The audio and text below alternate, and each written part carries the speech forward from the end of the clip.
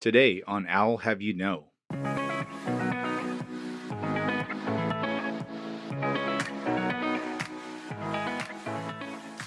What makes companies successful is people. When you hire someone in to do a job, you're not just hiring that person, you're hiring who they are. Welcome into Owl Have You Know. I am your host, David Droogleever.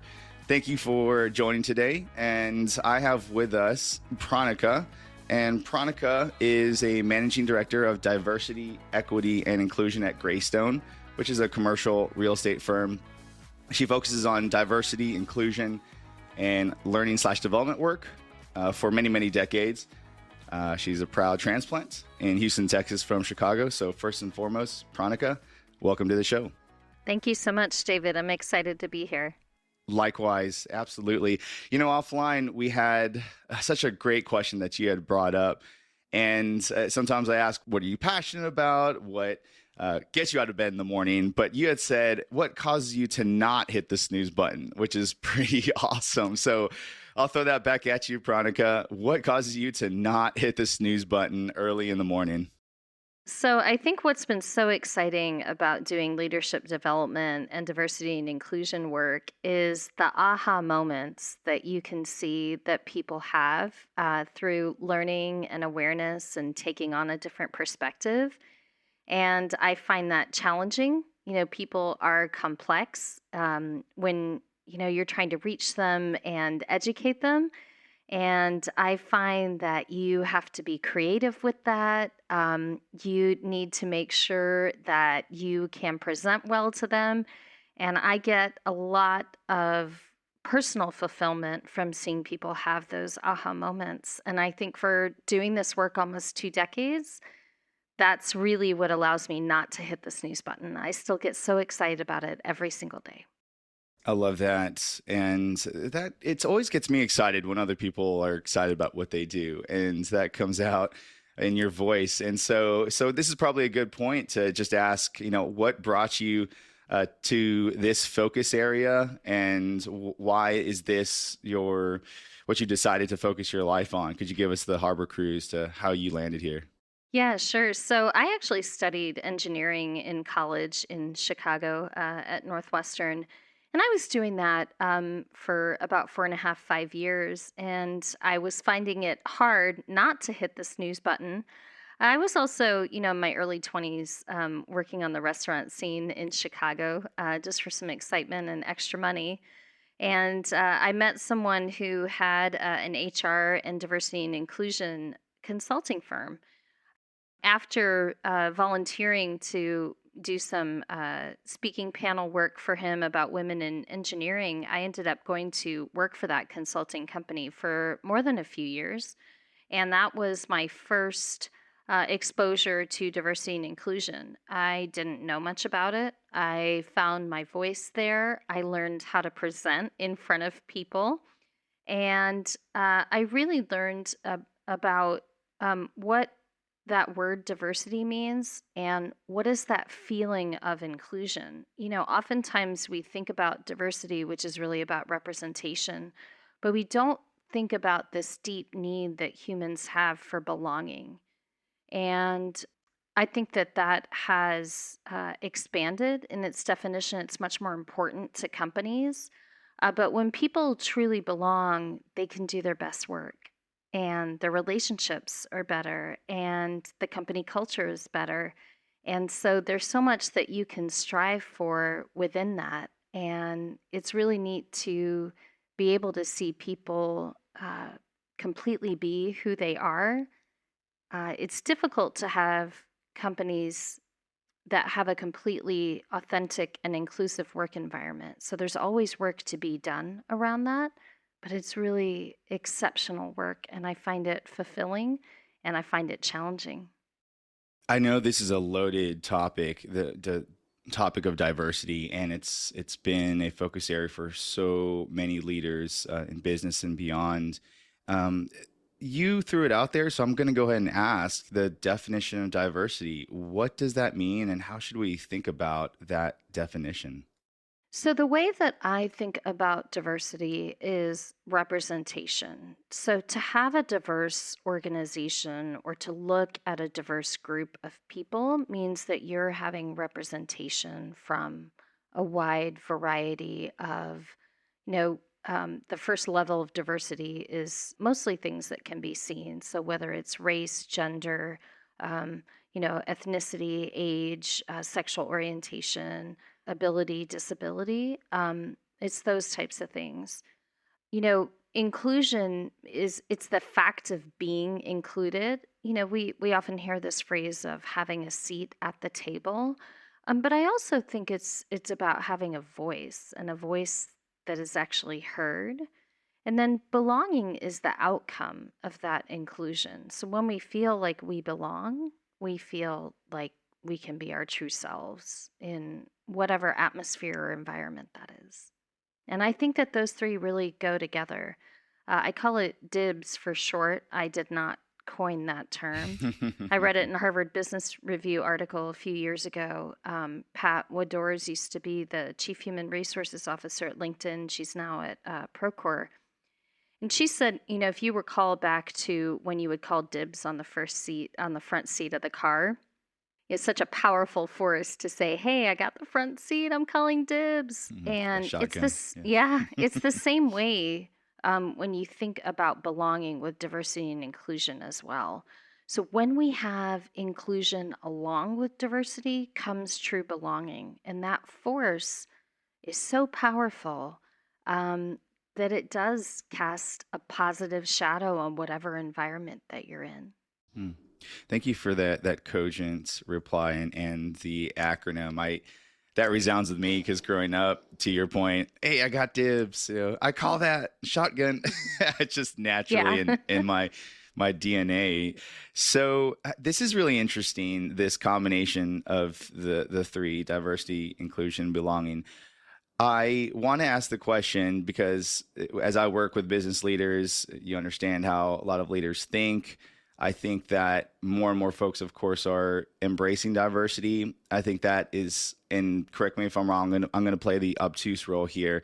So I feel like diversity can be relatively easily measured, whereas inclusion and belonging are more difficult. It's at first blush, that's what it appears to me. Right, wrong, and how should leaders that want to measure things so they know they're making progress, particularly on inclusion, belonging, how should they think about tracking progress on those fronts?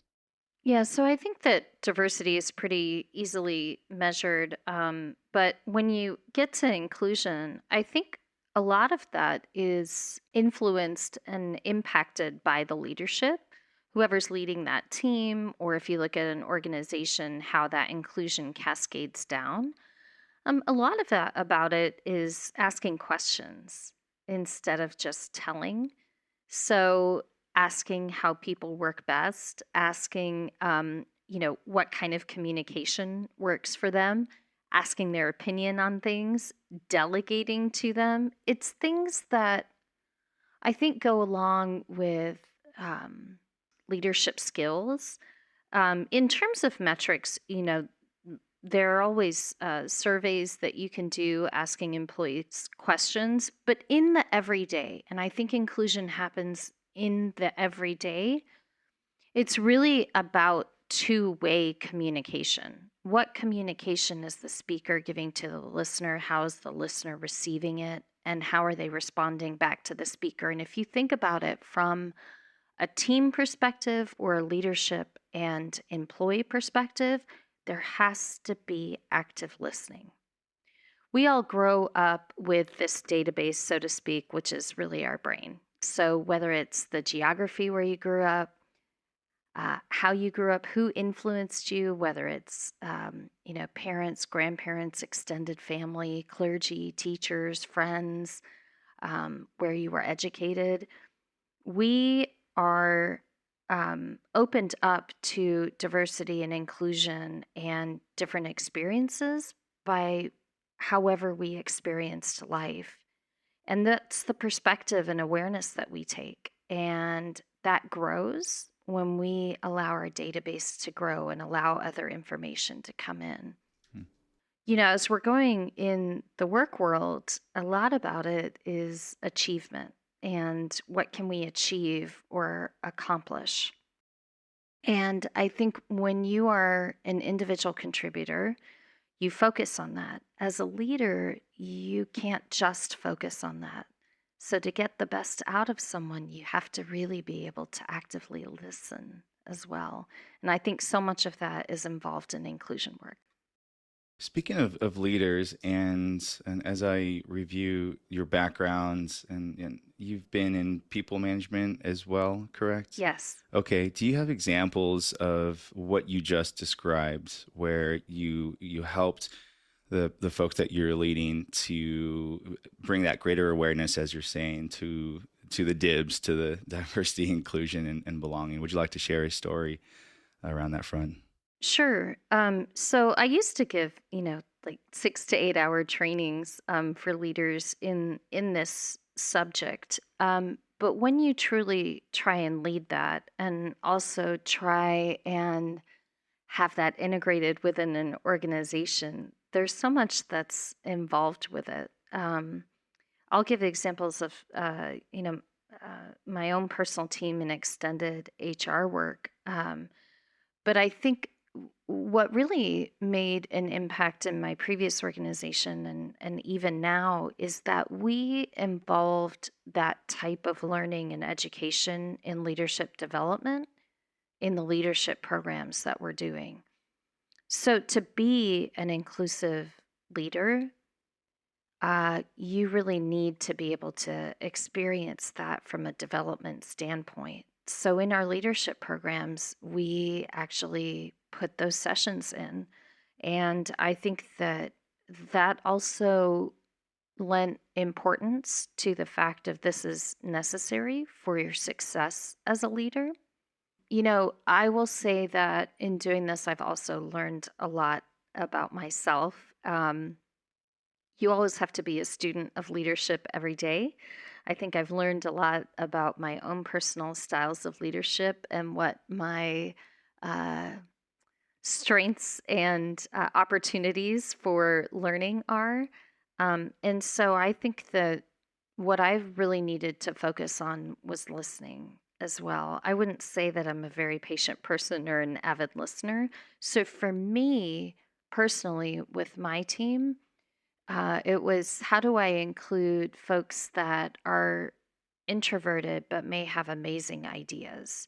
So for me, that inclusive part for leading, learning, and development and this inclusion work was being able to hear everyone's voice, whether we were in a meeting or outside of a meeting. So really looking at if people are internal processors, how do I hear their ideas and make sure the team is hearing their ideas? So I will say that that was probably a bigger challenge for me and making sure that I could lead well to include everyone's voice. Thank you for that. And this other question popped up in my mind. I'm imagining these conversations between leadership, people that are taking the mantle of leading an organization or group of people. And there's a lot of call to action, to your point, around dibs. And is there not also a call to action for the folks that are being led as well? Meaning, as the leadership grows and evolves in this capacity that you're talking about, as an example, is there a call to action for your followers or frontline workers or individual contributors, as you're saying, to say, I feel like my voice is heard? So that way there is that two-way dialogue and communication. So that way people understand, no matter where you are, that there is progress that's being made. Yeah, I think that, a lot of times we look at leadership and say this is their responsibility. But in a sense, everybody is a leader because even if you don't have a team of people reporting to you, you lead yourself and thereby impact and influence others. So, in this work, I feel like, and in leadership in general, self reflection is probably one of the key, most important factors. What went well today and what could I do better? And when you narrow that down to diversity and inclusion work, it's self reflecting on biases and how you mitigate that bias. Every person has bias. It's normal. So, and that bodes repeating. Bias is normal. It's what we choose to do with that bias and how we mitigate it in our daily life with our actions, our behaviors, and how we speak that's really important. If you think about at the end of the workday, you dealt with one person that was kind of rotten, like one bad apple spoils the bunch. One person makes a huge difference on a team. So you as one person on a team, even if you're not leading that team, can also have really strong impact and be a force of nature. So in order to be an inclusive person and an inclusive leader, you have to do that reflection and to some degree even self-interrogation. That involves reading, that involves learning, that involves educating yourself. It's not enough to ask a person of color, can you tell me how to speak or what words should I avoid? You've got to really take the time to do that education. Hmm. You had said something offline as well before around unconscious biases, the power of saying, I don't know, and having the courage to ask questions. Can you amplify and add some color to the power of just being open and willing to say, I don't know? Since we can't possibly know everything, in order to be authentic, we have to say, I don't know. And we have to have courage to have bold conversations. We have to have courage to ask questions, or sometimes to say, not just how are you and expect a fine in response, but how are you really? And I think that in my previous role, we had this courageous conversation guide where sometimes, having conversations is a great learning tool as well. What if you don't know what questions to ask? So it's thinking about what questions can I ask and then really being able to listen. And if we are not meaning to exclude, but we do anyway, I'll give an example of microaggressions. Being Asian, we often hear that Asians are the model minority. And, or, oh, hey, you're good at math, and that assumption's made because I'm Asian. Can you go ahead and crunch these numbers? Or you don't really sound black. And so exploring what microaggressions are and how those can really harm, even though they might just be brief statements. So much of this is about educating ourselves. There are implicit bias tests that are out there on the internet. So if you're not sure what your bias is, you can take an implicit bias test and really learn about that. And so I'd say that the unconscious bias becomes more conscious when we really do that self reflection. Hmm. Fantastic.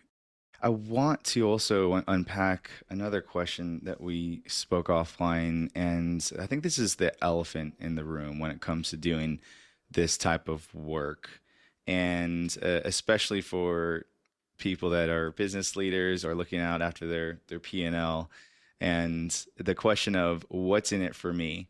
So when we have this conversation, Pranika, about dibs and diversity, inclusion, and belonging, and we talk to leaders about that, and they're sitting here and sort of nodding, but you get this feeling in the back of their mind. They're thinking, yeah, but what's in it for me? So how do we tackle that type of question and thinking, particularly for business leaders? So when you think about a business, you get people in the door, you hire them, you want to retain them, and then you want the company to perform well. Obviously, from a profit standpoint, or if you have shareholders and you're a public company, from the stock perspective and shareholders. But I think it goes beyond that. We've been talking about diversity and inclusion for so long now. We move past the business case. What makes companies successful is people. When you hire someone in to do a job, you're not just hiring that person, you're hiring who they are. And I think we've also gone past the point of hiring someone for cultural fit. When someone has to fit in, it means that they have to be in this mold. And I think if we want to have true innovation and we look at, especially in pandemic, adaptability has been so incredibly important. Um, that people have to morph and keep up with things. When you hire people in, you spend money on their training, you spend money on getting teams to work well together. And if you lose that talent, if you lose those people, you're spending even more money. So I think part of this is about a talent perspective. Once you hire someone in, how do you get them to stay? How do you get them to want to stay? Do they have career options? It's not enough to hire diverse people. Um, does everyone at your company feel mentored and sponsored? Hmm. And then once we look beyond that, once people get in the door, what kind of career can I have here? And do people have pride in the organization? Not only pride in what they do, but pride in being a part of that team and what your company stands for. When values from an organization can coincide with your own personal values, you see this small slice of a circle that really gets to the best performance and the best engagement and the best teaming. And so when people feel, understand, and are able to speak up about that cross section of values from the organization and their personal, then it makes all those hours, which is usually 50% or more of our day that's spent at work, even more meaningful. And people stay and they Hmm. do their best and they enjoy working with others. I think the mentorship and sponsorship piece is really big, and I think that's a nice segue into what that looks like. I Now that it's been a couple of decades being in various different organizations, and I've seen organizations try to go about or to encourage mentorship or sponsorship, as you say. I actually like the sponsorship version more. I think in my own life, I've done some de facto mentorship, and people have just called me their mentor. And so, as I think about my career and how I've grown, whether it's the military and all my time in the corporate realm, I've seen some initiatives to support the mentorship mentee model. And could you share a little bit about what works and what doesn't work in terms of how folks go about seeking mentorship and sponsorship? So there's this phrase out there, having kind of a personal board of directors, so to speak. And I think it's important to have both formal and informal mentors. I think that's part of what has allowed my career to be successful and learn about organizations. And there's this phrase out there now also called reverse mentorship. It doesn't mean that you always have to have mentors with all this experience who've been in a company forever. You can also learn a lot from people that are just coming up in the organization and their perspective on things. I think that I learned a lot from my informal mentors and from reverse mentoring when I was at Occidental. I was there for quite some time, almost 10 years. And I think having the perspectives from kind of both ends and the middle really helped me. I sought out informal mentors. You don't know what you don't know. And I think that being able to offer something into that relationship is also important. It's not just about what you can get out of it. And I think also that lends itself naturally to then sponsorship. If you have great relationships with your mentors, they will advocate for you and help sponsor you up through the ranks or the activities or initiatives, projects that you're working on as well. And that doesn't just have to be within the organization. The world is a vast place and there's so much out there about companies. And even industries can be similar, and we can take, things from one industry and sometimes apply them to another. So I think that having those mentors within various realms of different worlds, whether it's nonprofit to profit or different industries, can also be helpful.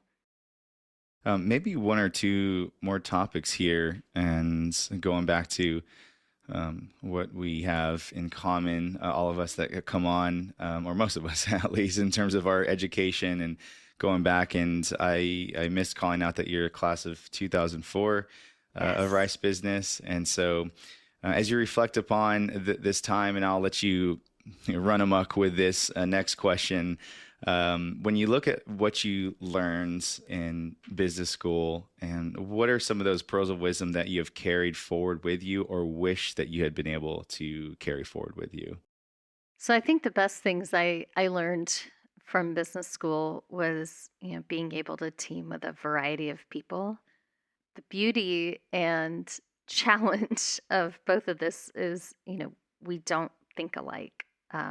We all think so differently. So being able to team and collaborate with a variety of people is so very important. I think that I was able to look at the world more broadly. Post business school, you hear so many different things about companies, leaders. You hear from leaders themselves, the case studies. It it's such a great learning experience to know where companies have succeeded and failed and how that might apply to you. I think some real key things for me, making lifelong friends.